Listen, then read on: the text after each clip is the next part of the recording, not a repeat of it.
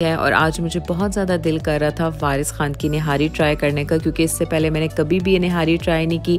मेरी मदर को तो मेरे हाथ की ही पसंद है, लेकिन मुझे बाहर की निहारी ज़्यादा पसंद है, तो आज मैंने ये ऑर्डर कर ली थी। पाकिस्तान में आज काफ़ी दिनों बाद बारिश है, बादल हैं और बहुत अच्छा मौसम हुआ हुआ है।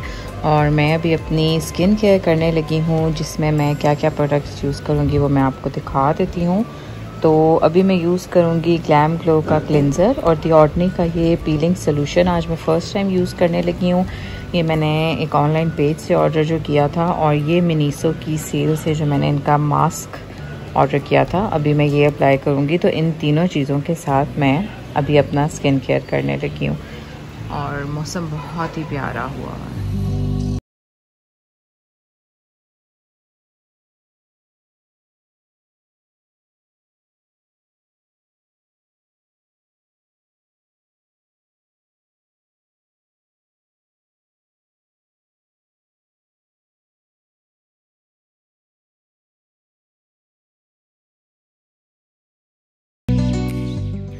फ़्लाइट मेरी 1 बजे की है और सऊदी एयरलाइन से मैं ट्रैवल करने लगी हूँ। तो अब मैं आपके साथ कुछ डिटेल्स शेयर करती हूँ।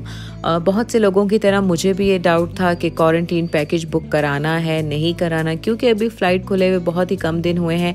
तो एग्जैक्टली कुछ समझ में नहीं आ रही थी। बहुत सी फैमिलीज़ जा भी चुकी थी और कुछ फैमिलीज़ को क्वारंटीन के बगैर नहीं जाने दे रहे थे।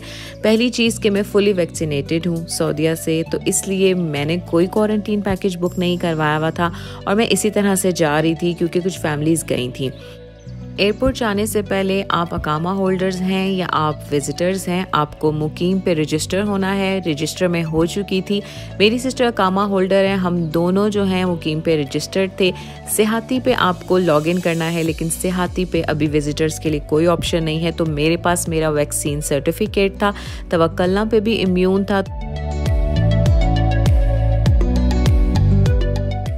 मेरे पास मेरे सारे डॉक्यूमेंट्स कंप्लीट थे और मैं फुली वैक्सीनेटेड हूँ सऊदीया से, तो इस वजह से क्वारंटीन पैकेज मैंने बुक नहीं करवाया था।